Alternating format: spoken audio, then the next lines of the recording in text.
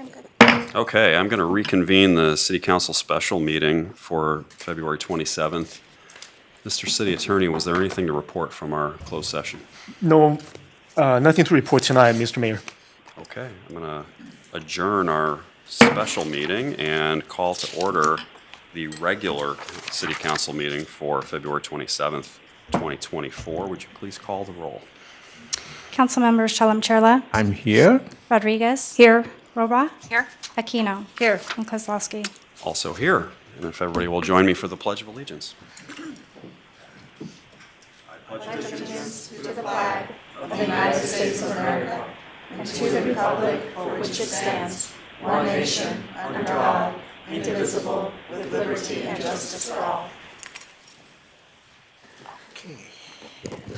right, are there any agenda updates? Good evening, Mr. Mayor. No agenda update tonight.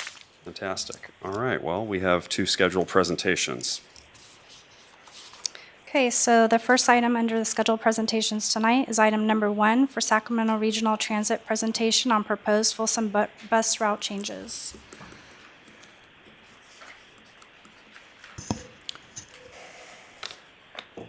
Mayor Kozlowski, members of the commission, I'd like to introduce James Drake with Sacramento Regional Transit. He's the senior manager of service planning for Regional Transit and is going to discuss some of the proposed changes that the RT board is considering that affect Folsom. So without further ado, here's James Drake.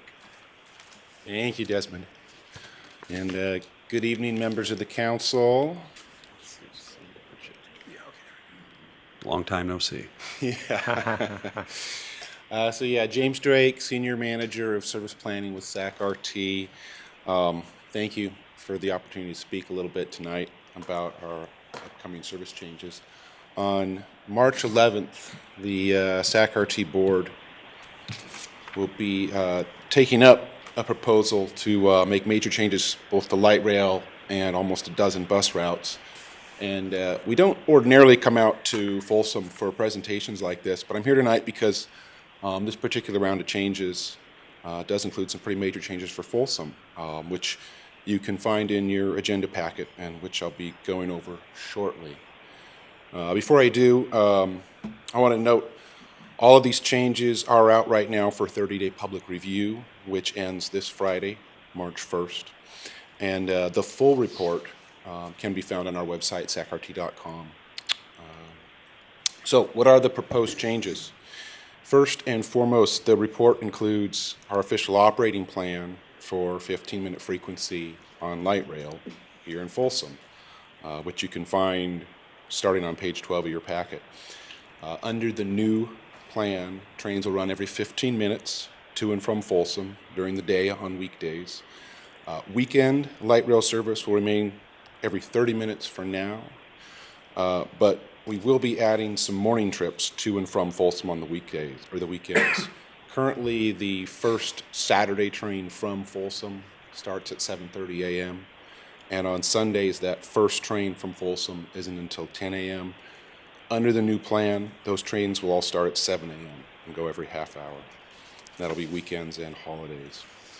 The new service overall for light rail is going to be about $2.75 million per year to operate, and really is the culmination of more than a decade of work, engineering, seeking funds, and doing construction, including that construction going on right now down at the Glen Light Rail Station, which I'm sure you're all aware of. So this is really a kind of a generational investment in transit here in Folsom. We're really pleased to be bringing to a milestone here. The date in the packet for start of the light rail service is indicated as summer 2024 with the exact date TBD. That depends, of course, on the completion of construction, which I unfortunately can't speak to myself. But on the operations side, we are preparing for readiness for a July 1st opening. I want to turn now to the bus service, and I'm going to refer to the map on the screen, which is also on page 21 of your packet. We have changes proposed for 2 bus routes here in Folsom. First, the Route 30 bus is proposed for elimination. Route 30 runs morning and afternoon service, basically from the Glen Light Rail Station to Folsom Prison, and actually right by City Hall here too. However, this route is averaging only 3 riders a day right now, so our proposal is simply to eliminate this service and reallocate those savings. We believe that those 3 riders can reasonably be accommodated with our Smart Ride on-demand service that covers the entire city limits. And we've put some of our reps out on the bus to speak with riders, give out handouts and information, and sent notice along to the prison as well. Thus far, we haven't had any complaints registered about this. Second, we have changes proposed to Route 10, which is really the big one shown in green and pink. And Route 10 is the main route that circulates the city throughout the day. We're proposing a minor cutback to part of that route, really kind of in the area shown in pink. But at the same time, we're proposing to add weekend and holiday service to the route, which it doesn't currently have. And we believe that on the balance, this will be a better use of public funds. The cutbacks, that area in pink, would affect stops on American River Canyon Drive and on Oak Avenue Parkway only during the midday period, in that area kind of represented in the red box on the schedule on the right. This affects about 8 riders per day, and Smart Ride service likewise is available to all those riders to provide on-demand service throughout the city. But by making this small reduction, we can cover about 3/4 of the cost of that new weekend service, which we expect to carry about 70 to 100 riders a day, depending on the day.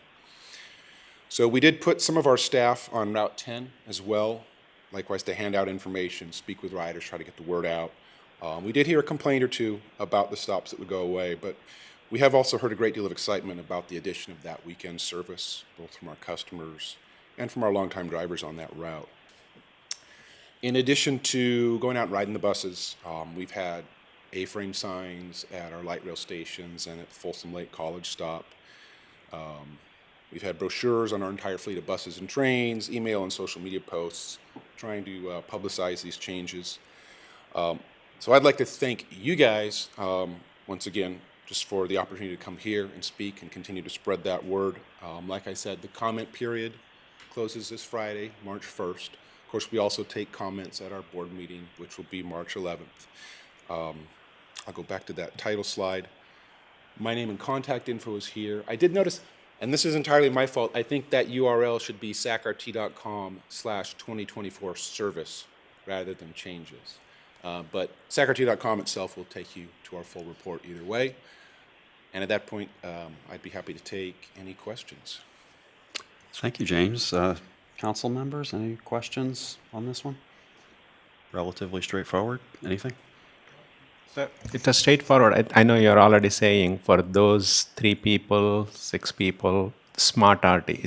The conversation already happened, and I just want to make sure. Even sometimes one user can make the things turn around.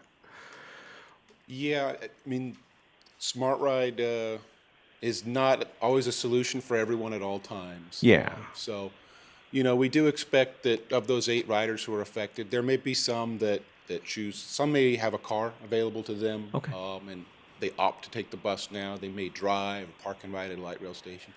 Some may find that neither Smart Ride nor anything else quite meets their needs, so that there could be a genuine loss of a rider or two there. Right. We're proposing this. We think it'll be a net better use of resources to add that weekend. Absolutely. I mean, we are making savings, right? That's a big deal here. Effectiveness, it's a big deal here as well. So as long as we are proactive, that's all we can do in a service industry. Mayor, thank you. No problem. Okay, onward and upward. We have a couple of public comments, so if you want to hang back, we'll You got do it. that first. Okay. Bob Holderness, if you would like to go ahead and proceed to the podium. And let me know when you're ready, and I'll start the 3-minute timer. Mayor and members, Robert G. Holderness appearing today as a private citizen. As you recall, a few weeks back, I stood before you to support the RT plan to expand their capability here in Folsom. And I just want to revisit that Item very briefly, from February 22nd, 1856 until the end of 1939, Folsom had daily passenger rail service to and from Sacramento from Folsom, from downtown Folsom. SACOG told us in the 1990s that we might be able to resume rail service to Folsom in the 2020s or maybe the 2030s. We did it in 2005.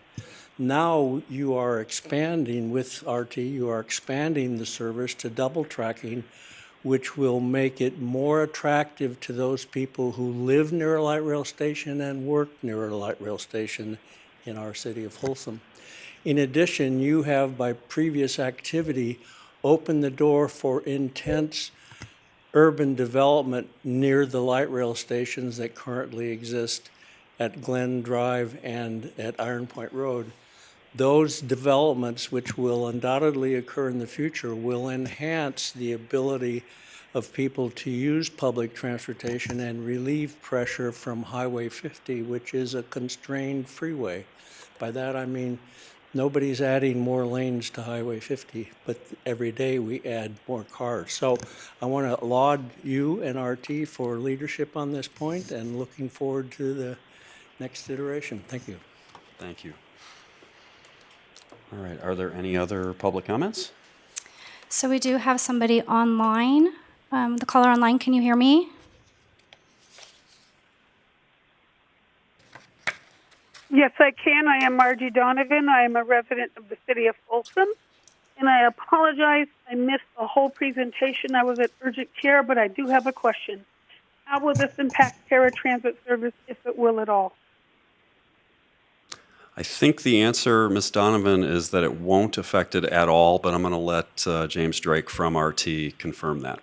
Yeah, hi, Margie. Hey, James, be there. Mayor Kozlowski's correct. Paratransit service will continue to cover the entirety of the city 7 days a week. Thank you. Excellent. Any other questions?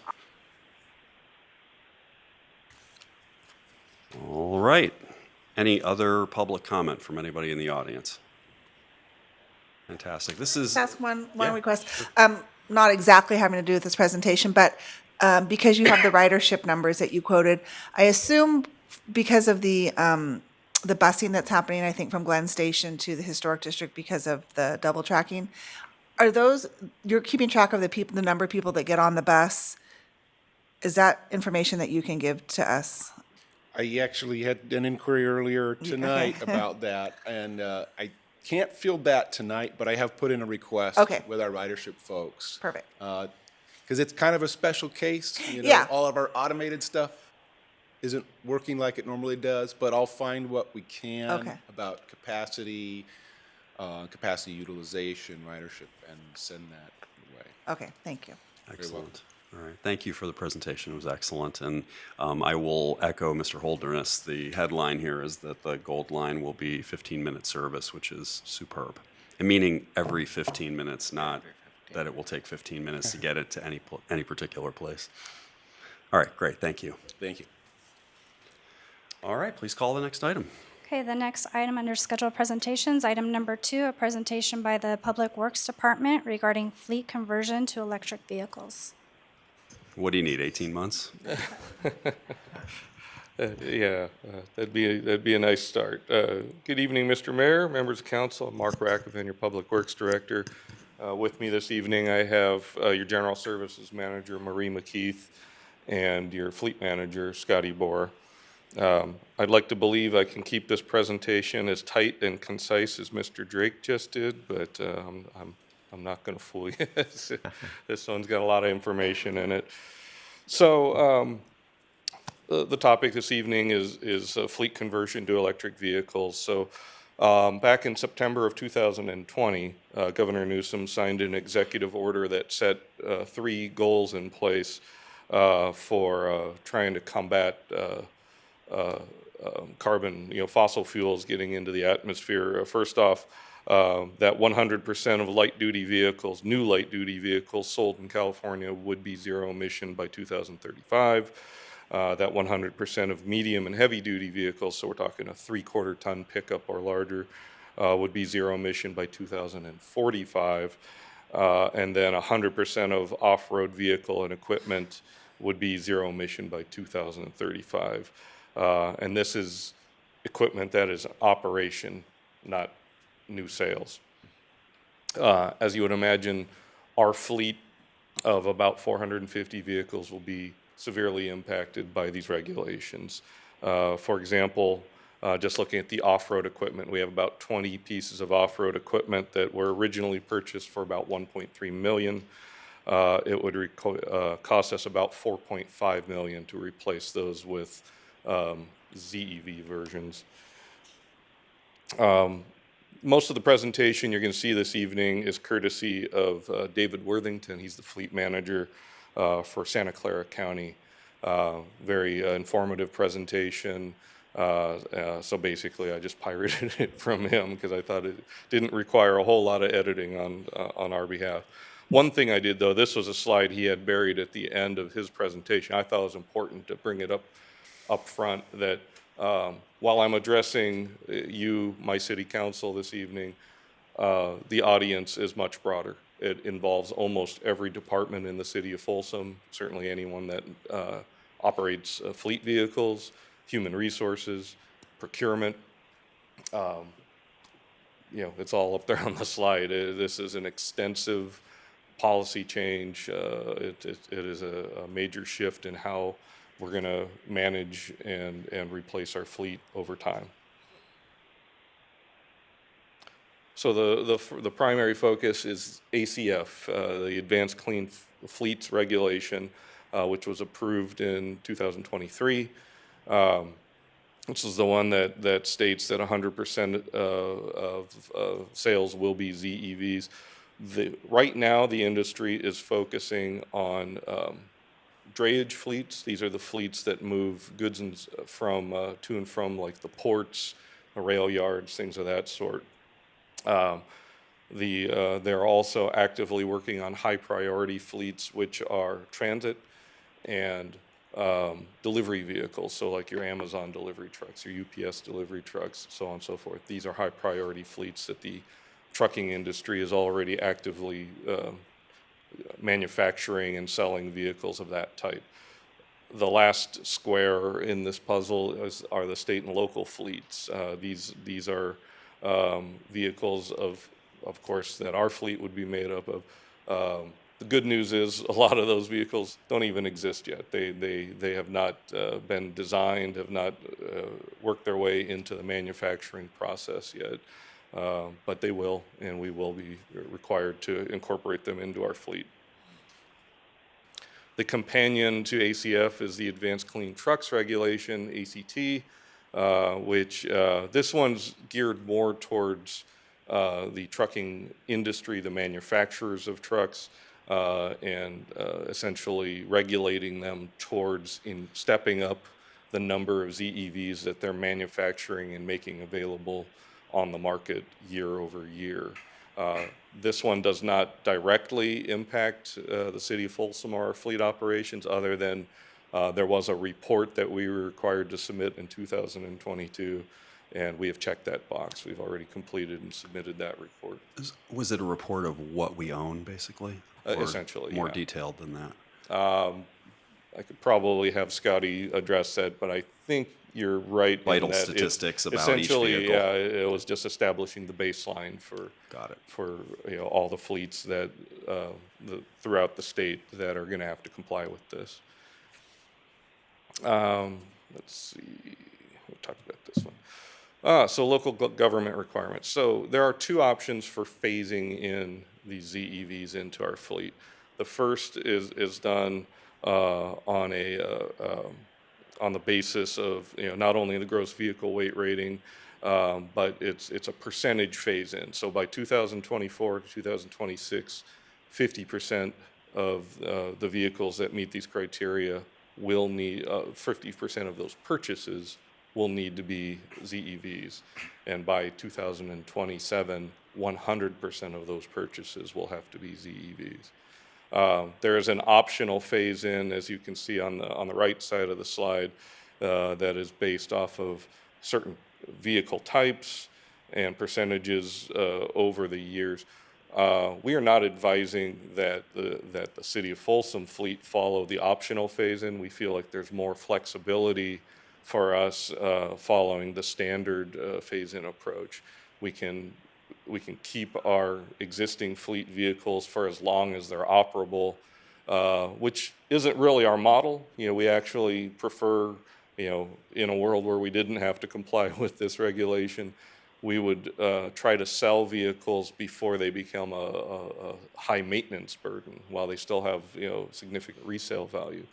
Under this scenario, we might feel compelled to, break out the duct tape and baling wire and keep these things as long as we possibly can, not only to delay these purchases until we have the budget to do so, but also to make sure that the vehicles are available.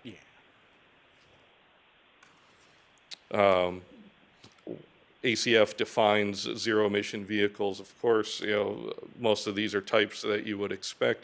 The one perhaps surprise is that certain types of hybrids are not considered ZEVs. There's just the straight hybrid. A plug-in hybrid is if it meets certain condition in terms of how quickly it can recharge, and what and how much utilization it has on the battery. There are some exemptions. This is also helpful. Most of our emergency vehicles from the police and fire are exempt, but then that also counts towards the 50% of your fleet must be electrified. So a lot of that 50% is going to be taken up by our emergency vehicles. 50% by what measurement? The actual, like each vehicle counts as one? Or by weight or some other measurement? It'll be, right now we're focusing, this presentation is focusing on medium and heavy duty vehicles, but yeah, it's any vehicle that must conform to ACF would be subject to the exemption, but that could be just about everything, right? Because okay, but where does your 50% come into play? the 50% for us is going to be primarily anything. Well, you can see on the right-hand side of the slide, there are certain vehicles that are exempt. Emergency vehicles defined under California. I don't know what California vehicle code I understand is. that. I guess what I'm getting at is if our overall fleet, some of it is stuff that doesn't need to be converted, Right. but that takes up space in a 50% that can Yes. be like that. Yes, sir. Is a fire truck and a light pickup truck equivalent for that? Essentially so. Okay, Yeah. that's There all I are was about getting at. 170 vehicles in our fleet that will be subject to this Version. transition. It will not be, things like ladder trucks or ambulances, things of that sort. You're going to see this primarily in like pool vehicles, over time, light duty pickups, and then the heavy duty maintenance vehicles that you see us using on a daily basis. Okay. So I would note that some vehicles that do get an exemption are military tactical vehicles and snow removal vehicles. So I am considering whether to put a 50 caliber gun emplacement or a snow plow on all of our vehicles to help us with the exemption. I'm kidding. Some of our vehicles probably qualify as historical vehicles. They go back to about 2006 or so. Local government infrastructure. So I think this, again, affects any facilities that we're constructing, public facilities. Not so much our fire stations, again, because most of their vehicles are exempt. But the big one on the horizon, of course, is the new corporation yard. So as we start planning for that, we are certainly going to need to incorporate into that electric vehicle charging infrastructure, electric vehicle maintenance facilities, electric vehicle quarantine areas, all things I'll touch on later on in the presentation. There are opportunities for exemptions and permission to delay these projects, but it is really driven by, you have to prove to the Air Resources Board that you have already achieved the capacity, you have enough ZEVs to fill your existing charging infrastructure. So as long as we're continuing forward with adding charging infrastructure while we're going through the fleet replacement process, we may be able to keep up with that exemption if we need it. But the jury's still out on whether or not it'll be the case. Not only are we required to have a fully compliant fleet, any fleet that we hire has to also be compliant. Up to, there's a minimum. I think it's if the fleet is at least 50 vehicles that fall under the ACF. But we're talking about every contractor that we hire, companies that provide services to the city of Folsom, such as water delivery or food delivery, uniform cleaning. Each of these fleets will also have to be compliant, and it falls to us to report the compliance. So, you're going to find throughout this presentation, there's a lot of record keeping involved, and it all falls on city staff to provide, generate these reports and be able to provide them to the Air Resources Board, sometimes in as short as 72 hours. Yeah, again, that's right here on this slide that we do have to get compliance certification from CARB, which is the Air Resources Board. We are going to have to add this compliance disclosure notice to all of our contracting when it comes to hiring people, contractors and so forth. We have to maintain the records for 5 years.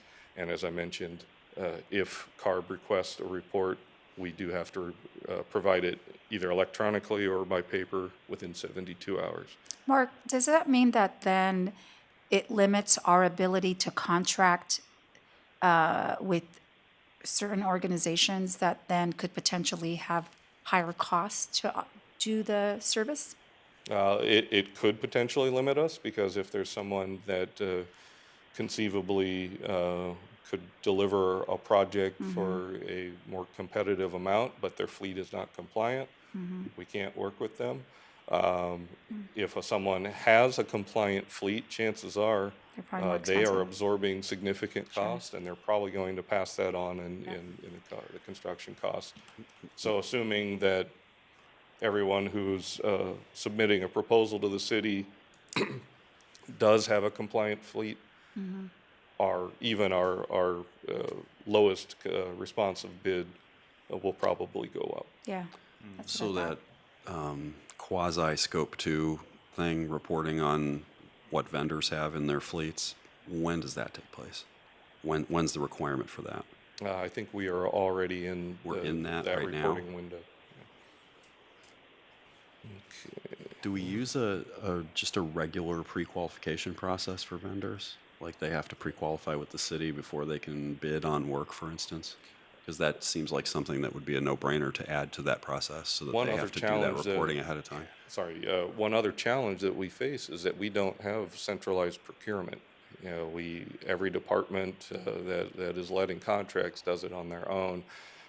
So we are all going to have to wrangle that in and standardize this process. And ideally, well, maybe not ideally from the fleet manager's perspective, but the fleet manager is going to need to weigh in on every one of these contracts to make sure that we are compliant and that we're getting the necessary certification. You may recall at the last council meeting I mentioned that we are advising that we hire a fleet compliant manager position, a brand new position. This is what I was referring to, this extensive amount of reporting, coordination with all city departments that have fleet vehicles, pursuing grants. It is truly a full-time position that this regulation is essentially forcing us to come up with. Okay. Some of the requirements that I'm discussing here: detailed vehicle fleet information for every vehicle in the fleet. So talking about when the vehicle is purchased, information about the engine that's in it.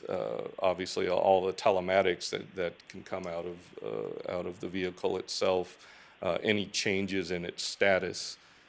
These all have to be reported. Some of these reports again can be requested and required within 72 hours. So not only do we need someone to keep track of all of this data, but ideally we would have the necessary software package that makes that as efficient as possible and generates those reports in a timely and effective manner.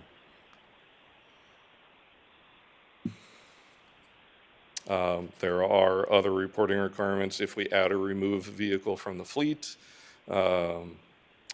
Purchase agreements if the electric vehicle is canceled by the manufacturer. Backup vehicles, so we're talking about vehicles that are kept essentially in an emergency only. They're usually used for less than 1,000 miles per year. If we use one of those vehicles and it exceeds that minimum threshold, we'll have to report that. And then any fuel types for vehicles converted to ZEVs and odometer failures and replacements. It's a lot. So some of the questions that we're confronted with here are these vehicles even available for purchase in the near term?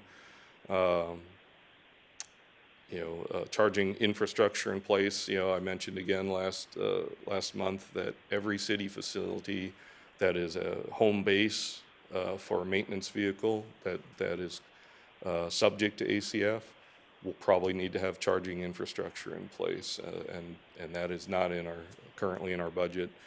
Can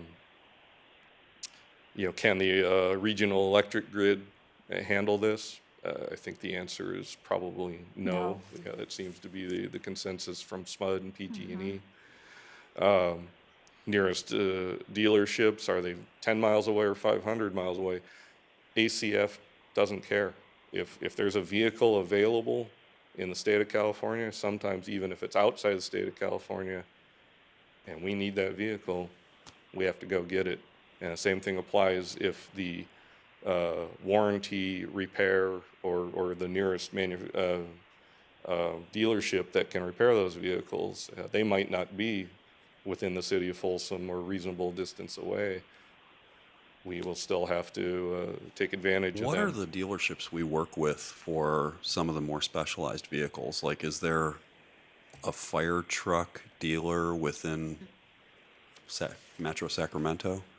No, I don't think there is. I mean, we're talking about some problems that kind of already exist in some ways, right? Perhaps for other again, specialized things. Yeah, keep in mind, in your example, a fire truck, a fire engine is probably not, going to be our issue here.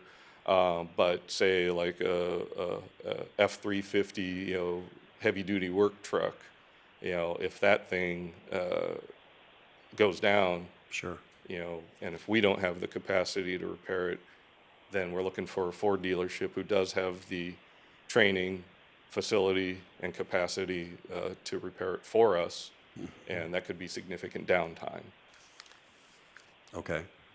Theoretically, though, the law is set up to incentivize manufacturers to start making these vehicles and distributing them widely. Yep. So I would expect Folsom Ford to be able to service the vehicles that they sell, right? Because that's more of the business they're in than selling cars. One would hope, Okay. right? How quickly can they? There is an optimistic version of this story, I guess, is all I'm saying.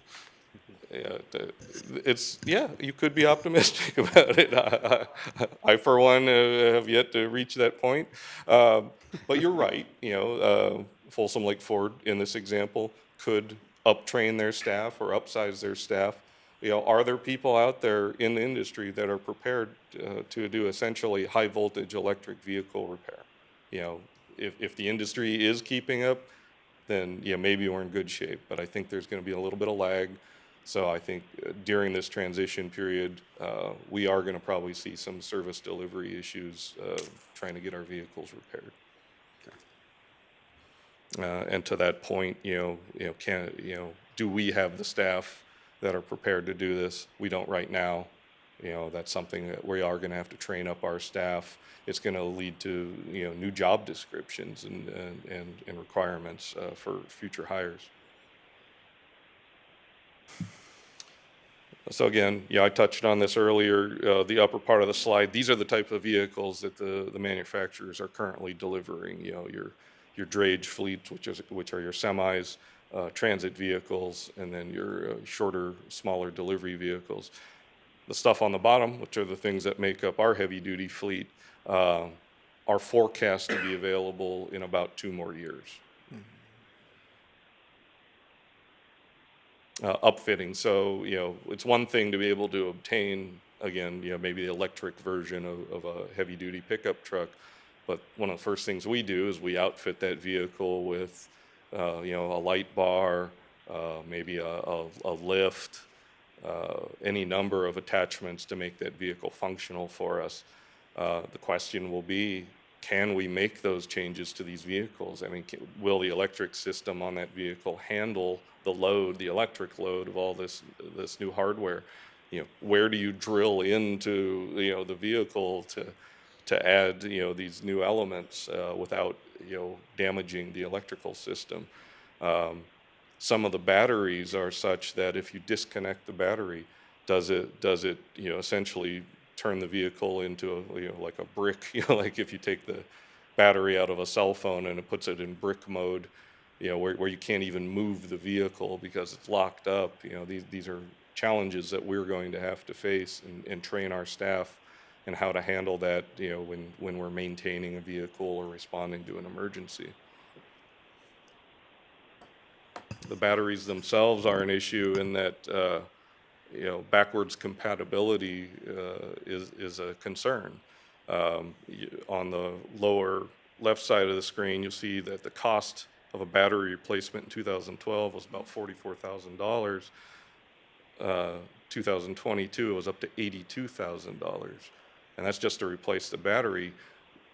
Is that battery going to function in an older model vehicle? That's the backwards compatibility issue. If the battery goes out, does that mean the whole vehicle now needs to be replaced? That's another issue that we potentially are going to have to confront here. And this is a new challenge, compared to dealing with an internal combustion engine type vehicle, where you can just replace your 12-volt battery with a new one and off you go. But isn't it the state regulations are taking care of all those? Because it's too low for local governments to handle that, in my opinion. When they are issuing those kind of policies by 2035, then they have to put all these into, otherwise we can't trash the car. Well, the state policy doesn't focus specifically on the batteries. The battery is a technology that's evolving rapidly over time, and that's great for us. I think we all are going to benefit from having more efficient electric battery systems.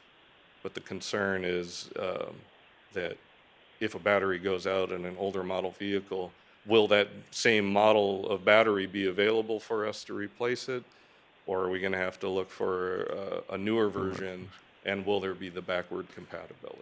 Yeah, no, I'm hearing you though, what you're saying, but state should be putting some, checks and balances for those vendors who are manufacturing. That's all I am saying. 100% agree with you on that. Thank you. Accident, damage, safety training. This is another big concern for us. We're going to have to make sure all of our first responders know how to respond to an electric vehicle collision. It's vastly different than responding to a collision involving a gas-powered vehicle. The primary concern here is the battery itself. We've all heard the stories about the one-off incidents of, like, say, somebody's cell phone battery starting a fire in someone's pocket or in their carry-on luggage on a plane. Those are batteries that are about the size of a quarter. We've also heard stories of garage fires that were started by things like electric scooters or electric bikes that were parked in the garage, where the battery started a thermal runaway event and radiated so much heat that it started a combustion in the garage. Batteries in these electric vehicles are about the size of, a small mattress. They're an array of several batteries. The thermal runaway event on a damaged lithium-ion battery can approach 1,400 degrees Fahrenheit, and that's the battery just radiating this heat and creating this cyclical chemical reaction. The problem with that is when the fire department shows up and they see a car that's engulfed in flames, if they don't know that it is an electric battery fire, that their first response is, well, we're going to put water on that and try to put out the fire. It'll take about 40,000 gallons of water to put an electric vehicle fire out, and that's 40,000 gallons of water that then turns into runoff, contaminated water going into the storm drain system. The other concern is that sometimes if one of our vehicles gets in an accident, we don't know if the battery necessarily sustained any damage. It might take several days for the battery to manifest that it's starting a thermal runaway event or has experienced some other form of damage. So we'll have to quarantine that vehicle. And there's a slide coming up here where I'll show, we're going to need significant real estate to park that vehicle for a quarantine period where there's nothing that's combustible within a certain radius around that vehicle. And these are just, this is a little bit of an alarming slide. It's not intended to say that this is likely. Yes. There's not enough evidence to know yet if electric battery fires are more common or can occur more commonly than they are in a gas-powered vehicle. But the consequences of these are significant because some of these happen, again, after the fact. You look at the exhibit there, or the picture in the lower left, where the buses were parked and charging at whatever their station is, and then the battery fire started, and you see it involved and consumed their entire fleet, or at least the vehicles that were parked there. The one in the top middle, that wasn't caused by the bus's battery starting the fire. Someone brought an electric scooter on the bus. It had a thermal runaway event and consumed the entire bus. You can also see the potential for damage to the infrastructure. Obviously the chargers, the maintenance facility, storage facility are all at risk in the event of this. So here's the quarantine issue. A minimum 50-foot radius between the vehicle and the nearest closest object that's combustible. So I took an aerial of our existing corporation yard and tried to impose what would a 50-foot radius would look like on that corp yard. And you see there's not a lot of places in our corp yard where we could quarantine a vehicle. We can, but it severely limits our ability to operate in that corp yard if one of those vehicles had to be parked down there.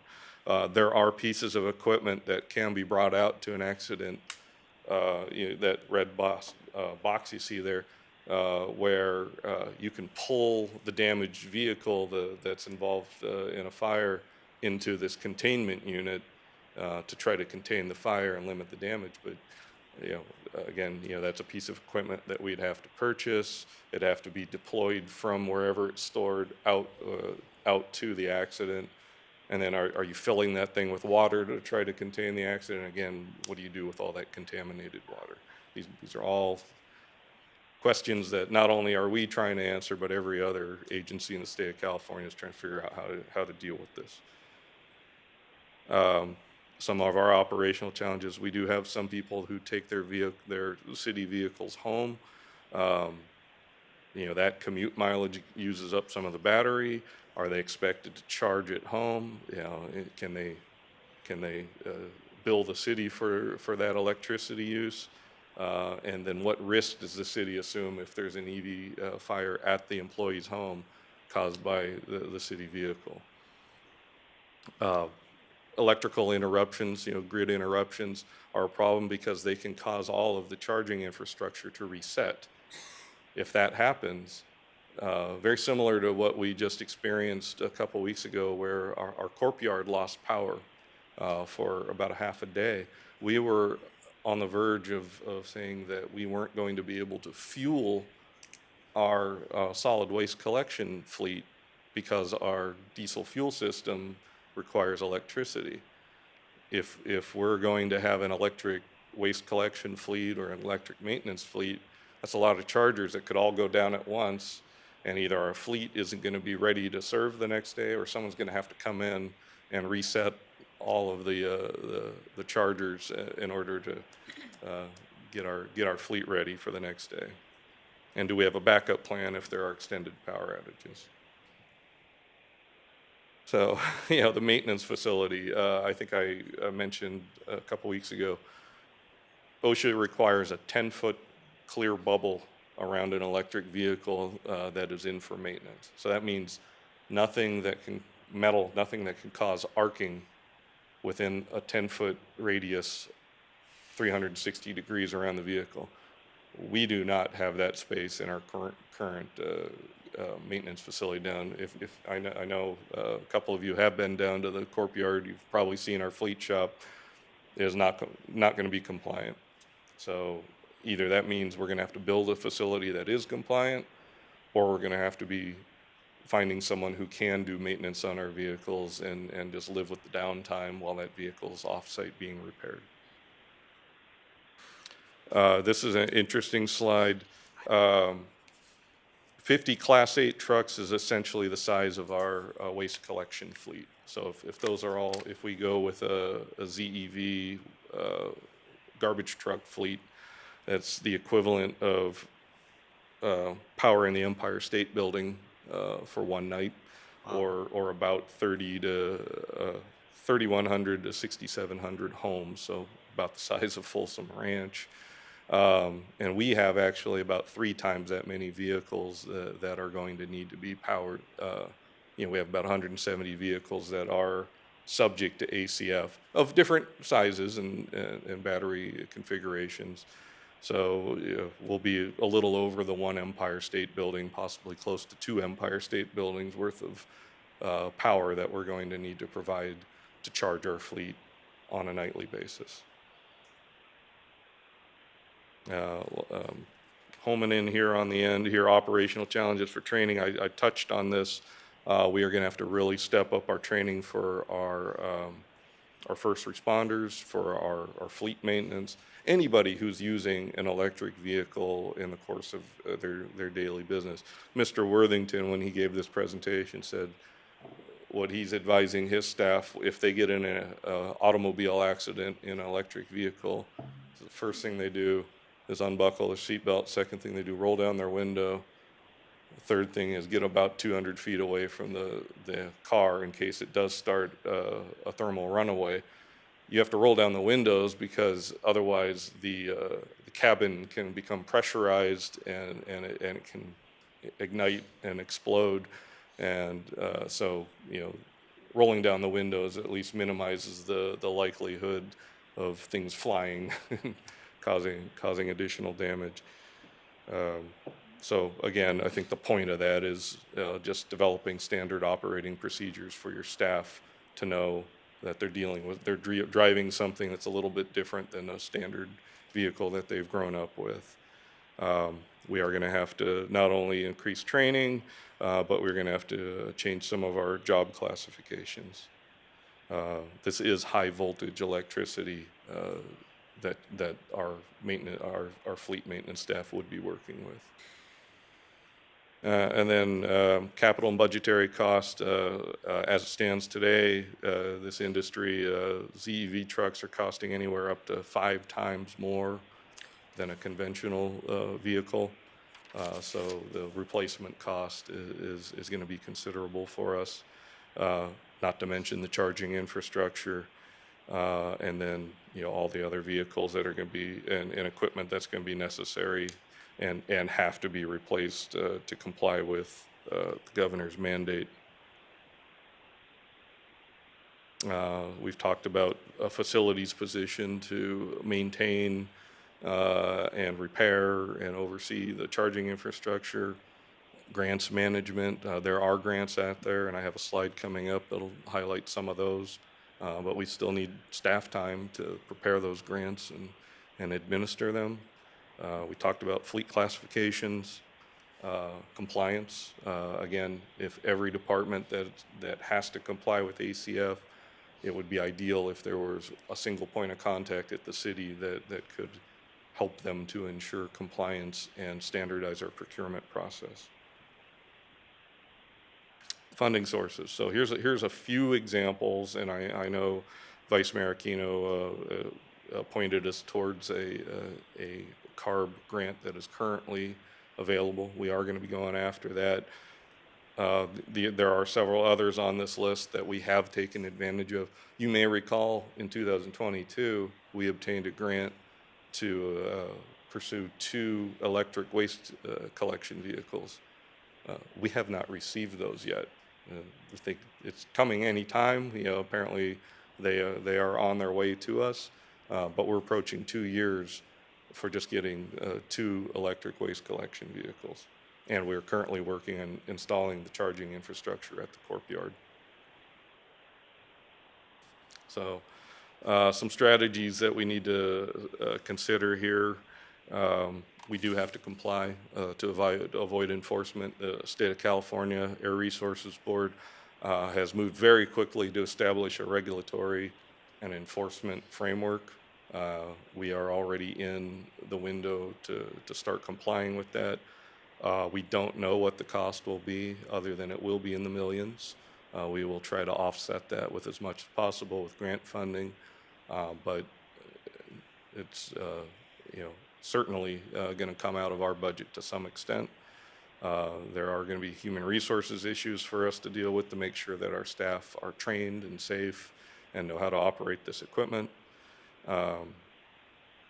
We already talked about the data collection needs and the reporting needs.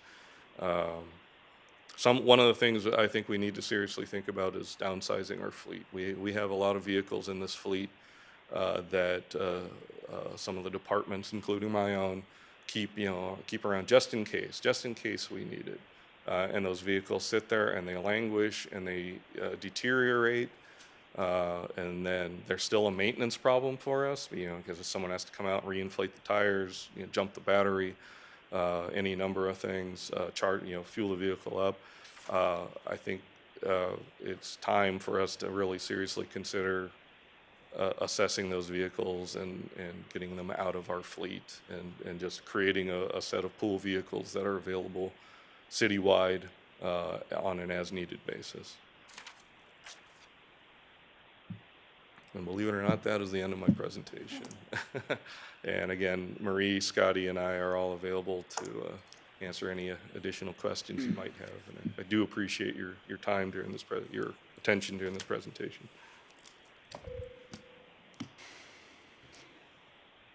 I'm waiting for the happy ending. So am I. Anyway, are there any questions from the council? No questions. Anything? No, it's very detailed, thank you. And I drive Volt, now I'm scared to go. Get on that. But the good part is yes, I know you yourself mentioned, I felt it also, all the negative side of the electric vehicles, but the good part is behind your picture, all that greenery and environment. Yep. So I just want to, point that out to the, just in a common sense way. Yes, it is expensive. Yes, it is. Yes, it is. Yes, it is. But we want to give this world a better shape and better place to our future generations, like that green. I just want to make that comment. That picture is, giving that, impression as well. But thank you. It's a very detailed. I didn't know that Empire State Building and our, wow. I'm going to get confirmation on that 9 megawatts because I know somebody that worked on the energy efficiency of that building. Do we have any public comment on this item? Yes, we do actually have one person requesting to speak, John Lane. If you want to go ahead and approach the podium, let me know when you're ready and I'll start the timer. All right. Good evening, Mayor and Council. I came tonight to talk on Advanced Clean Fleet because I work for a private company that also falls under this regulation. Being a high priority fleet, actually, if you have 50 vehicles that apply to this regulation, you are a high priority. So we're not unique. There is a lot of companies, both private and the public, are dealing with attempting how to comply with this regulation. And I've been doing this for 30 years or so, and this is the most complicated and probably the most expensive regulation that our company will have dealt with. I mean, it is a radical, as you can tell from Mark's presentation, which, by the way, was outstanding, and the staff report also nailed it. I've given this presentation to our own people there's a few slides in there I don't have to cover, like safety, but it is transformation. I mean, we're really transforming from one technology to another, and it is going to be very expensive. And we are not just expensive, but like Mark described, just the logistics of attempting to change over the way you do things. You're going to have like the corp yard, and for us, our maintenance yards, you're going to have both at the same time for some period of time. In the meantime, you're trying to bring all these vehicles in and procure them. And so the couple things I just want to mention is that there are a limited number of these trucks. So picture Ford F-250s and above. So these are any truck that generally you see with workers in it that has boxes on the side or cranes or lifts are on them. There are a lot of them. We've got almost 1,000 on our own fleet. So when these vehicles come available, like Mark described, not just us, but every company who falls under this regulation is going to be forced to try and get those vehicles. So we're concerned deeply about how even the availability occurs on this. And when we talk to ARB about it, they show us all of the exemptions and the delays and the other off-ramps that they create, but they are very complicated. And so we also currently have a position open because we're hiring people just to comply with this regulation. It is going to be very expensive for us. And unlike the city, the question was, well, contractors, have to raise their prices. I mean, this is going to be a very, very expensive regulation for any fleet that falls within that. And right now, it's just the high priority fleets, but eventually we'll get all of them. So every contractor you hire will have to be compliant, and they are going to be spending a lot of money to comply with it. And so you will undoubtedly see increases in the cost of doing business from whoever it is, whether it's a construction company or whatever. So ironically, yesterday we did get our very first request for certification that we are in compliance with the regulation for the city of Roseville, and we expect to get a lot more of those in the future. So in any case, I just wanted to back Mark up. This is a painful regulation. I think his presentation was great, and now picture all of the private companies and public entities that are facing this, and you recognize it's a pretty big deal. So Thank you, John. thank you. All right. Any other Taking comments? comments? Yeah. I have a couple comments. So, it does feel like we're going to have to be really creative. And when you talked about maybe reducing the size of the fleet, are there, like for example, I don't know what this thing is up there. It looks like something maybe in the Environmental and Water Resources Department or maybe your department. I'm not sure.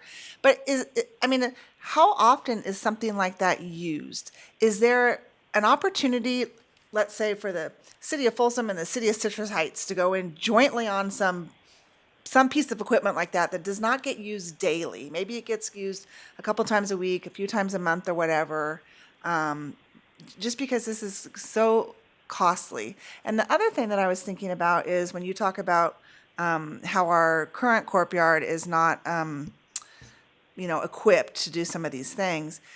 There is that vacant dealership at the Folsom Auto Mall, and I just wonder if there's an opportunity, not like the city is flush with cash, but if there's an opportunity there for some sort of use that would benefit us. So to your first point, a vehicle like this, which I believe is our Vector truck, does not get used on a daily basis, but it does get used on a frequent basis, for sewer issues or other clogged, drainage. Could it be, that we could partner with a neighbor agency?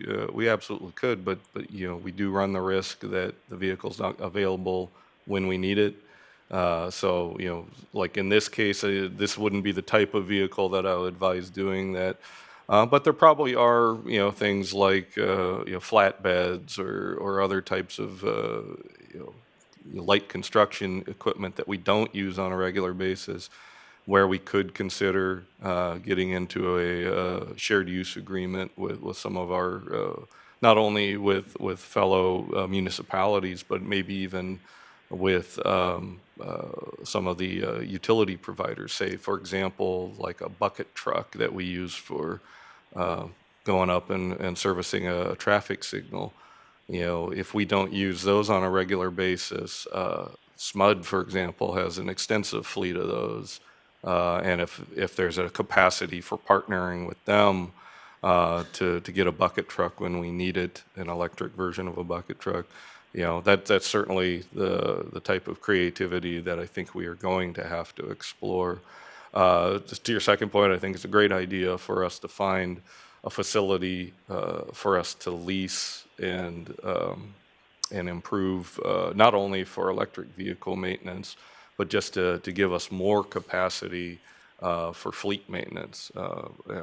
Again, I mentioned some of the challenges we're facing down at the one at the existing courtyard of it's just substandard and deteriorating, and maybe we need to find somewhere to relocate some or all of our fleet maintenance operations until we can get the new courtyard site.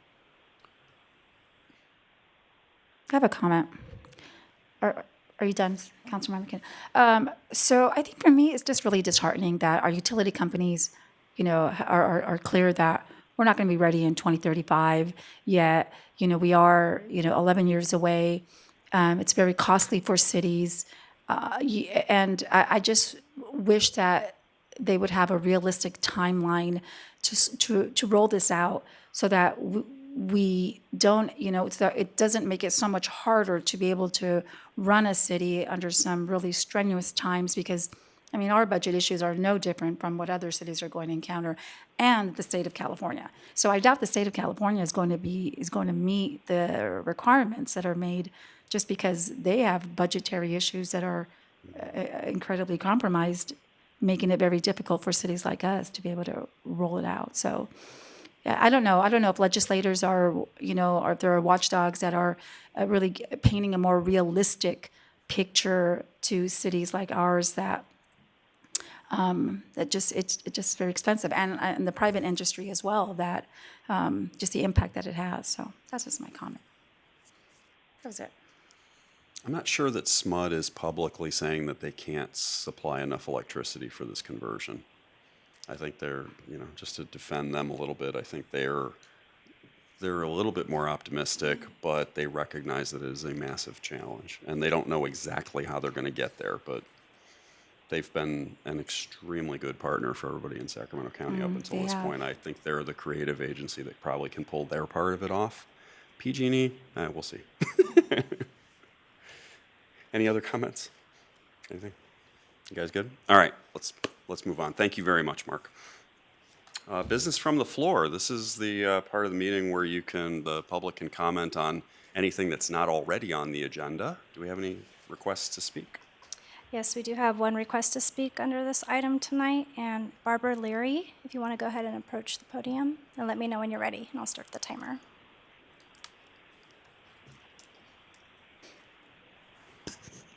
Thank you, and good evening, Mayor Kozlowski and council members.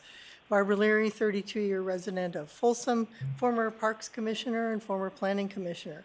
I mention these positions as they've given me the opportunity to understand how our city government works, what is necessary to keep our city provided programs and services functional, and how our city fits into the bigger picture of a region that is growing, yet needs to remain livable and viable. As you all know, but the public is not yet well informed about, there is a developer proposal to expand city limits beyond its current border. Initiating this process has significant implications for city residents, as well as for regional and state policies and programs. The current proposal to expand Folsom by 4,400 homes, with a similar expansion planned directly adjacent to this area in El Dorado Hills, totaling 8,800 new homes in the combined area, far from schools, jobs, services, and established transportation corridors. Water has been a contentious issue since this very same developer lobbied to expand the city in the 1990s south of Highway 50. We've all experienced water restrictions for a number of years. The water source for south of 50 became what was generated from structural fixes to our water system, not a new source of water. The question of how an adequate supply of water to accommodate the proposed development must be made available to all. Problems with transportation and increases in emissions will be engendered by several thousand homes and facilities. The SACOG blueprint is a regional plan intended to support necessary growth to accommodate housing and transportation needs, yet is being ignored with this request. The blueprint was developed to meet air quality standards to prevent lung disease and establish transportation standards to keep us close to goods and services and jobs. There is already room for the idyllic UC Davis proposal for supportive housing and services in the acreage south of 50, where less than 4,000 permits have been pulled to date. The area is approved to accommodate room for 11,400 units, hence that area is only about half spoken for. The city has an impending lack of funding for adequate police and fire protection, the completion and maintenance of parks, and other necessary services. This has led to a proposed citizens' initiative to raise our sales taxes to cover these needs. More rooftops will exacerbate this situation as property taxes will not cover the need for more services. Finally, I want to address comments that have been made by sitting council member and planning commissioner in televised and print media in support of this expansion. These statements give the impression that a conclusion has already been arrived at prior to full investigation of the issues and any input from the public. I'm asking that you all refrain from subverting this process further with additional commentary in the public forum. I urge the council to proceed in an unhurried fashion, have more than one full open forum, including input from the Sacramento Area Council of Governments and the Sacramento Metropolitan Air Quality District, for public input with time for substantial analysis and response to any issues raised before any decision is made to proceed. Thank you very much for your time this evening.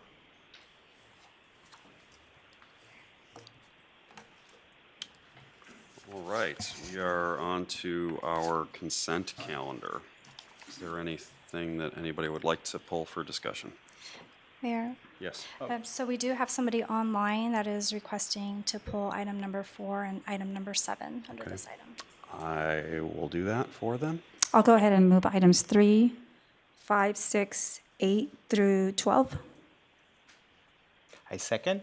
Okay, we have a motion and a second for 3, 5, 6, and 8 through 12. Please call the roll.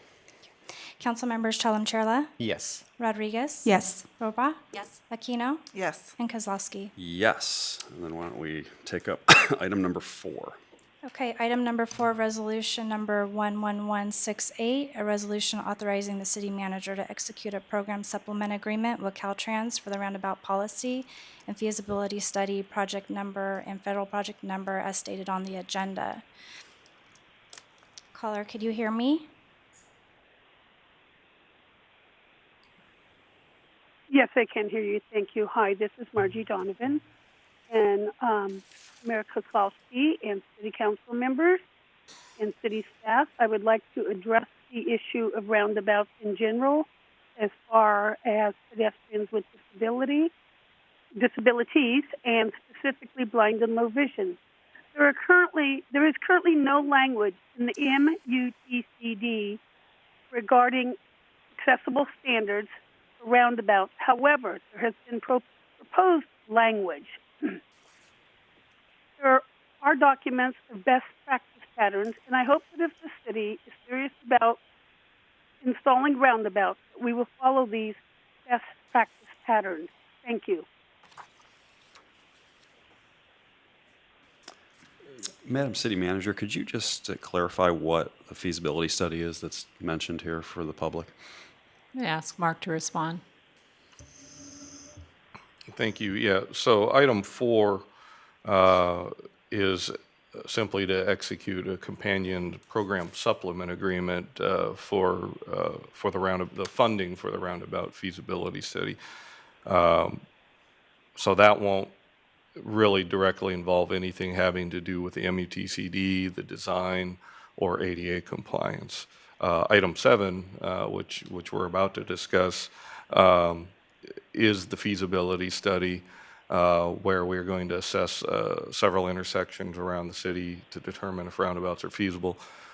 Pedestrian safety, ADA, will be included in that assessment process. So it is, to the extent that this is just a feasibility study, we will evaluate it.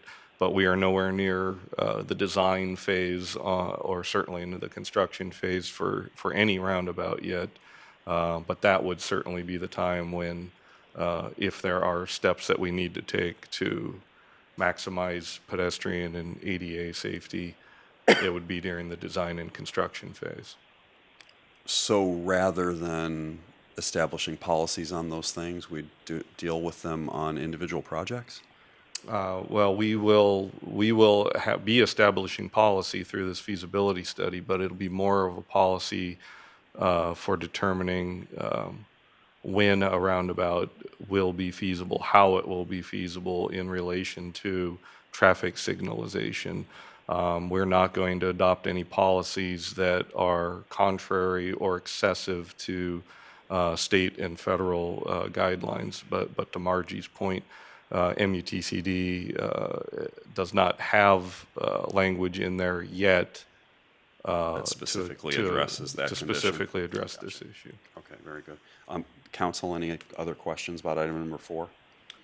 I'll move resolution 11168. Mayor, Oh, not sorry. on 4, but 7, yes, I was about to pull. Okay, well, if you're willing to make a motion Yes. on 4, let's deal 4 with is- that bit of business, and then we'll talk about 7. Yep.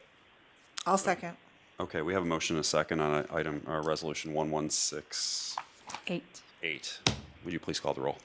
Councilmembers Chalem-Chella, Yes. Rodriguez. Yes. Rohrbaugh, Yes. Aquino, Yes. and Kozlowski. Yes, and let's bring up item number 7 and give Ms. Okay, Donovan so- a chance to talk. Item number 7 under the consent calendar requested to be pulled is resolution number 11171, a resolution authorizing the city manager to execute a design and consulting services contract with Kimley Horn and Associates for the roundabout policy and feasibility study. Project number and federal project number is stated on the agenda. And caller, would you go ahead? Let me know when you're ready. Margie, did you want to comment on item number 7, or did Mark preempt your question? My question has been answered. Thank you, Mayor. Okay, thank you very much for calling in. I'll move resolution number 11171. There are no comments. Oh, go ahead. YK, my bad. YK wanted to discuss Sorry, this one. sorry. Yeah, please. I was about to pull that, but Gotcha, Margie pulled okay. it. This one is about, I know, Mayor, you and I are planning to sit and talk about this procurement, but this came through me, but I still can't pass this one. Okay. So when we look at the table here, Elaine, there is no cost even evaluated here. There is 100 points dedicated, 40 points for understanding the scope of work, 25 points experience, 25 points team, 10 points proposed quality. For the this is a service contract. Yeah, It's like hiring a person, yes. and there is no cost even taken into factor Okay. to Was- evaluate. That's number 1. And number 2, we don't know what is the other bidder's cost also here publicly. Okay, so was this in fact purely a request for qualifications that the selection was based on, or was there a financial component to the request? Our procedure is to evaluate the proposal on its quality and its responsiveness to the RFP, and to only open the cost proposal of the number 1 selected consultant, and then can negotiate cost from there. If we cannot negotiate a reasonable cost with the number 1 selected consultant, we can then go and open the second bid and negotiate with them. In our case, Kimley Horn provided a reasonable cost proposal that's within our budget and seems appropriate for the scope of services. Gotcha, okay. So that process is one that you prefer to do a different way? In negotiating a contract directly with what is deemed to be the most qualified Right. respondent. Yeah, even Mark, mentioned in his previous presentation also, electric, we don't have that centralized procurement and Right. a good guidelines for everybody, Okay. right? That's what, my frustration is. I mean, you see it, my passion all along. I hear you. Thank you for negotiating, but I don't know unless I open the other dollar and see what that is and what it can bring. So that's what it is. And even on the scoring factor, not having the dollar is a big bite for me because it's a dollar. Sure. That's all I can say. I can't pass this one. But, Okay. Well, I think that's a fair opinion to have and politely and diplomatically delivered. Is there other questions on this item from any of the council? Okay. Is there a motion to approve or not here? I'll move resolution 11171. I will second. Okay. We have a motion and a second. Please call the roll. Councilmember Shalom Chirla, My vote is no because we have been working on this for several years, but we are not there yet. My vote is no. Rodriguez, Yes. Roba, No. Aquino, Yes. Kozlowski. Yes. Okay. We have a light agenda today, so council requests for future agenda items. I just want to bring one up that I requested about 2.5 months ago. We have a history of doing things for people that have served our community for years. But we also have individuals that have served our community for years and have not been recognized in that sense. And so I immediately can think of Carrie Howell, Will Kempton, and Joe Gagliardi. And so I would like to just stay consistent with what we've been doing in the past and consider how are we going to recognize these individuals who have just given so much to our community. So it was a request about 2.5 months ago, and so I would like that item to be brought up sometime soon. Clarify, didn't we decide on a year for Citizens Awards instead of every? No, this is separate. Yeah, we, So okay. the No. council just does did have, that. you would, this would be different from that process? Yeah, it maybe was different. outside What I this had, right, process? correct, it was different. So we've recognized, Andy Moran, Steve Miklos, Bob Holderness. We've had several You want to name a individuals. park after somebody. Somebody, do something. We've done, we stay consistent what we've done in the past with individuals who have given quite a bit to our community. And so I would just like that item brought up for discussion. So is it specifically Is it a a naming item? Sure, item? yeah, something. Okay. All right. Okay. Something. I'll talk with the city manager, and we'll figure out a Okay. way Right. to formalize Thank some kind you. of discussion we can Thank have you. about that. Thank you, Rosario. Ms. Roba. I mean, I have a list of like 8 items I've asked and not gotten on the agenda, but I'm Come up gonna again. wait for council comments on. I mean, These are requests for future agenda items. so one of if them, I'm that's- just looking back, one of them was a discussion on the unfunded liabilities. That was, we had consensus to bring that back all the way from March 14th, 2023. That still hasn't got on. I discussed and I've asked twice for a action plan for a strategic plan, which was passed about this time a year ago. I've asked for that twice. Obviously, a discussion with our police department about our increase in crime and homeless and transient populations and their solutions for that. I'm just going to limit it to 3, and I'll bring up more next time. Okay, so an action plan of how we are implementing the strategic plan. That will be coming in the next month or so. Christine Brainerd is bringing that, and she's been on leave, but that is coming. Okay. A think we presentation talked- by the police department of steps to An action, address increased crime? an action item on the council based off of our October 10th council meeting. There's a lot of public still asking what's being done about all of their concerns. And my suggestion, and Mike and you and I talked about this, was I'm having the police department present some of their solutions and having the council discuss what options that we do have available to us. on crime, increase in crime, homeless, transient population, all the things that were brought up on October 10th and further. Okay. That's a hugely complicated thing to try and boil down to an action item. Is there something more specific within that category that you would like us to address, take up as a do it or don't do it kind of talk? I think we need to hear from our police department as to their solutions, so everybody is on the same page. Meaning, you know, we can't create our own solutions on ourselves. We can have ideas, but really it's in collaboration with our police department and what are their solutions for the increase in crime, homeless, and transient population. So we had discussed a HOT team that had been mentioned several times. Mr. Lockhart mentioned, or Commander Lockhart mentioned it last week or last meeting about their idea for a HOT team, putting together a HOT team, which other regional things. So there you go. I think that's. Okay. So, okay. All right. And then with regard to unfunded liability, you want I want to understand it. I mean, I can't remember what the language I used back in March or February to ask for this, but I know that there is a lot of concern about it. It's a very complicated issue. Certainly. And we had discussed putting it off until after the last year's budget was passed.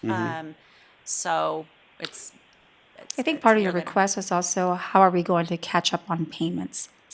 It was something to that effect. I remember that conversation. Yeah. Oddly enough, I had a conversation with part of the finance team earlier this week on this particular topic, and it is convoluted at the easiest. But I think it wouldn't be, if we could have a presentation that sort of narrowly or focuses in on how it is that the payments that we make to PERS, how those come about, and then how that changes from year to year.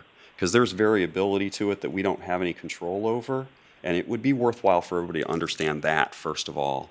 And then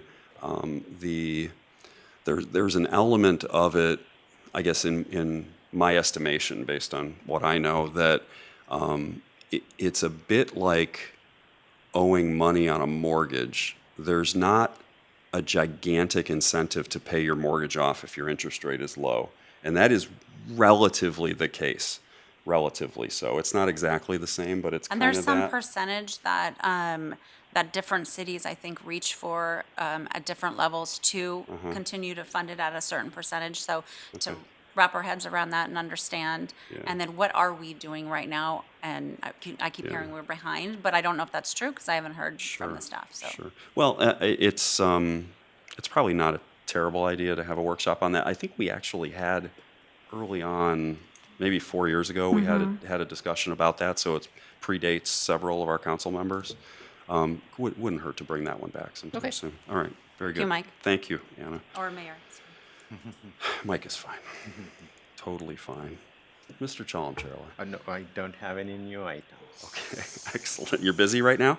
No, I can pull from. I'm kidding. I'm kidding. Nothing. Okay. No new I do not have any requests for future agenda items right now. City manager report. He's good. All right. Thank you, Mayor. The city is set to begin a project to improve traffic flow at Iron Point Road and East Bidwell Street, the intersection there. The project will improve intersection operations and reduce the queue length on Iron Point Road between Cavett Drive and East Bidwell Street. Nighttime work will take place on East Bidwell from Iron Point Road to the Highway 50 westbound on-ramp from 9 p.m. to 5 a.m.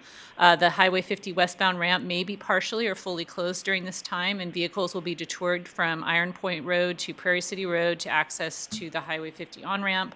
Work will be performed in 2 phases. Construction on the project's first phase will occur through March, and the project's second phase is set to begin in May, and you can find out more on our website. The Friends of the Folsom Library book sale returns March 8th through the 10th, featuring thousands of books and media at discounted prices. Shop from 4 to 7 p.m. Friday for the best selection and enjoy $5 admission on Friday. Admission is free Saturday and Sundays from 9 to 3. You can fill a grocery bag for just $5, and you can find out more at the Friends of Folsom Library's website, which is foflib.org. The City of Folsom is developing a plan to revitalize the central business district along East Bidwell from Riley to Blue Ravine. The plan will create a vision for the area and guide future development and infrastructure improvements. As part of the planning effort, the city invited Folsom residents and visitors to share their values, priorities, and vision for the area through an online survey, and you can read a summary of those survey results at folsom.ca.us/central business district. And finally, Folsom Parks and Recreation's Fun Factory Preschool is accepting registration for the upcoming school year. Your child must be age 3 or 4 by September 30th to enroll, and you can find out more on our website. Thank you, Mayor. Council comments. We'll start at this end this time. Yep. I attended the Folsom Water Vision. I know one resident was just talking about it. Marcus and WSC Folsom, Rob, they did a wonderful job. First workshop about what if scenarios, if there is not enough water in the lake, can we survive? So those are the great workshops, and they are open for public. Anybody can come and voice their concern. I think it is every third Thursday, whatever the Public Utilities Commission meeting that day. Mm-hmm. It's at the police training room. Very informative, and there is a room full of people, but still have vacancies though, the spots, chairs. It's wonderful to hear from the public. That way, they're all aware how much water and what challenges we faced in the past. What happens if we can come back? So it was a very informative, and our consultant Rob Natoli has done wonderful job alongside our good friend Marcus Yasta. Superb. That's, I think the next one is, we have 5 more workshops. We are just at the beginning. So this is the opportunity. I'm looking at the camera to City of Folsom residents. Please join us. If that room is filling, probably we will move it to a different place. It's important for us. This is the opportunity to people come and speak about the water. Because people always come and talk about the constructions and all those, but we talk here everything nuts and bolts. That's one. Thank you, Marcus, again, for running a great workshop. It's the next 5 months we will be doing this one.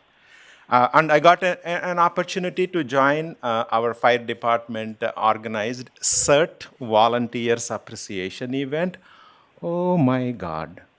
500, 600 hours of volunteer time by those CERT team members. And some took their day job time off to help our fire department.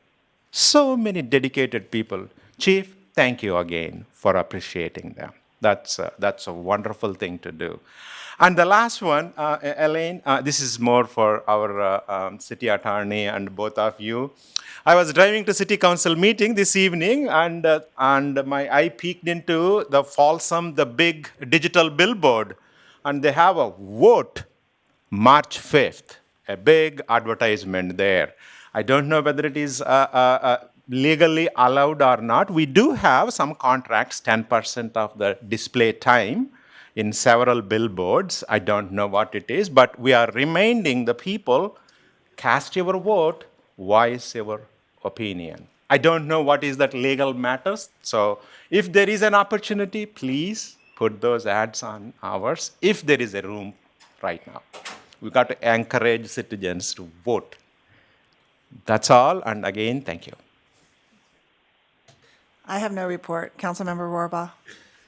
So I want to thank the library department and Thomas for inviting all of us to judge the Lego competition.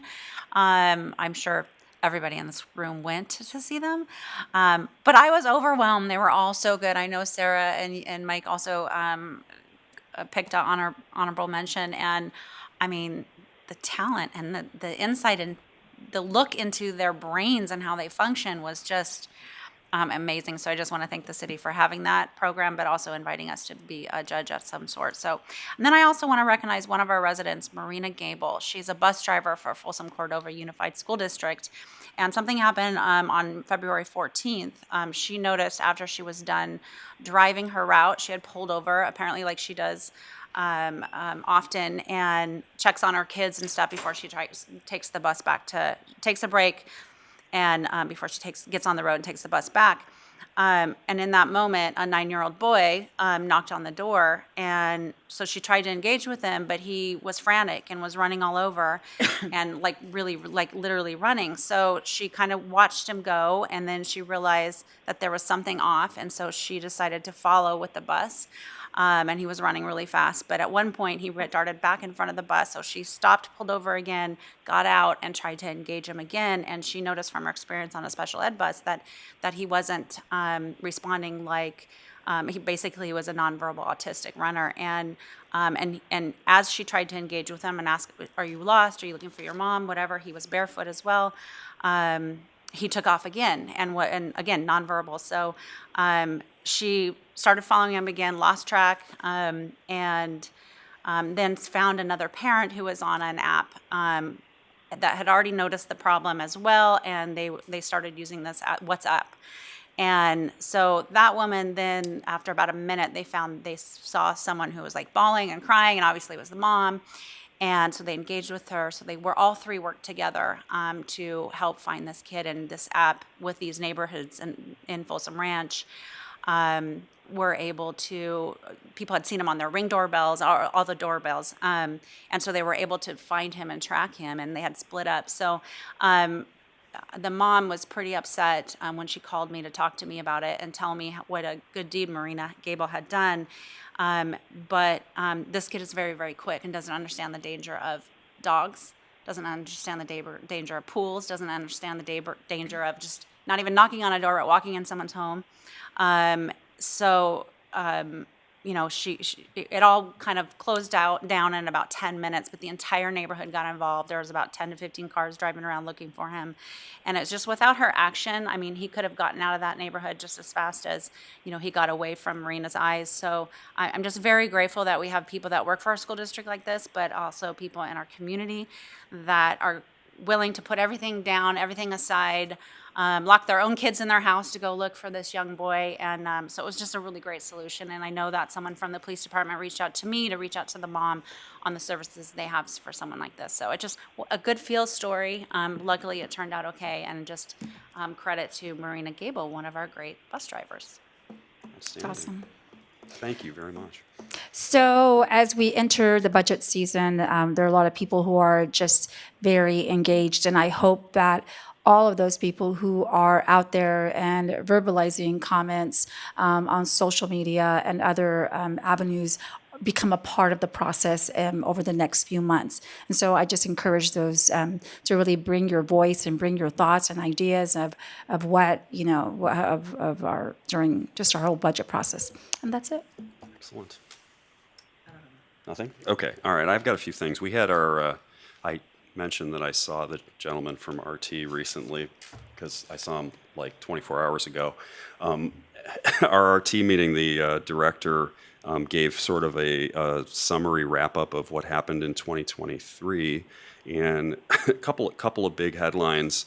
Ridership has basically increased year over year from 2022 by almost 22%, and puts us above the ridership numbers from before COVID. So RT has bounced back. It's taken a little while, but ridership is on an upward swing, which is great.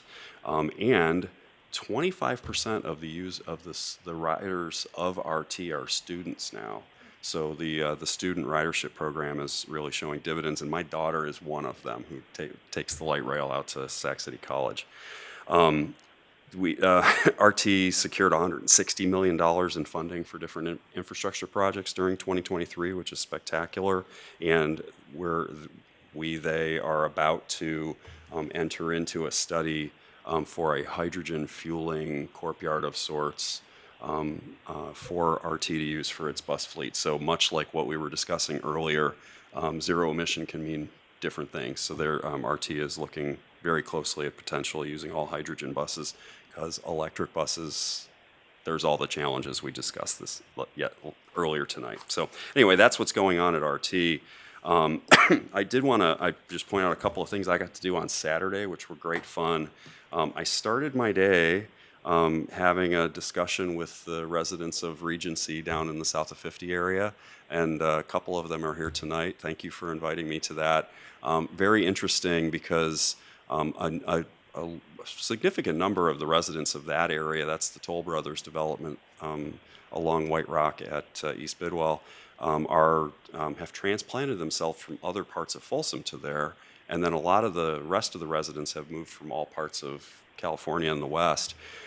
So the questions came in a lot of different flavors. It was sort of some, deeply knowledgeable residents who wanted to follow up on things that we've been working on over the long haul, and then some people that were just getting to know the community really well. So we boiled it down to three really important things, though, I think that the city manager is working and I are working on good answers on, which is we probably need some smaller trash cans for retirees because the trash cans are huge. We wanted to make sure that the plan for the new fire station down south of 50 included space for an ambulance and staff for an ambulance, which it does at some point. And then, what was my third thing? I think I may have forgotten it at this point. Yeah, but anyway, there were lots of great questions, and it was delightful. And if anybody's looking for a retirement community, that one has the nicest clubhouse of all time. So. Oh, I think it was speeding up the construction of a sidewalk to connect to. Yeah. So there's a no man's land that needs a piece of sidewalk about 100 feet long from the wall, the sound wall, to the bike path along East Bidwell on the west side, which we should try and expedite because everybody has to walk across Moonscape to get to the bike path from Regency. So there you go. That's the three things. Thank you very much for jogging my memory. So I left there, and then I got to judge Lego contest at the library, which was amazing. So thank you to the library staff for putting that on. Incredibly creative young people in Folsom that did some amazing things with Legos. And then I followed that up with visiting the Muir House, which is our Italian-American community center near Sutter Street. And there was a visiting guest from our sister city in Italy, and they were having a party for him. His name is Ermanno Rizzi. And Ermanno, as I was talking to him, I learned that his profession was a professional paraglider. So he has traveled all over the world, and that's how he ended up in California and meeting everybody here is because he's a paraglider expert. So anyway, great fun, and I got some gifts from Italy for us that I'll bring to I'll bring it to a future meeting. And then just last three quick things. Election Day is on Tuesday. Please make sure you vote. It's your civic duty, responsibility, and it makes you feel good. If anybody is dying to get into the swing of spring high school sports, Folsom and Vista Del Lago are having a track meet at Folsom High School tomorrow at 4 p.m., so you can come check that out. I'll be there. And then I'd like to adjourn the meeting in memory of a beloved teacher from Folsom Middle School who the community lost recently, Michelle Cagney. So in her honor, we are adjourned. Thank you.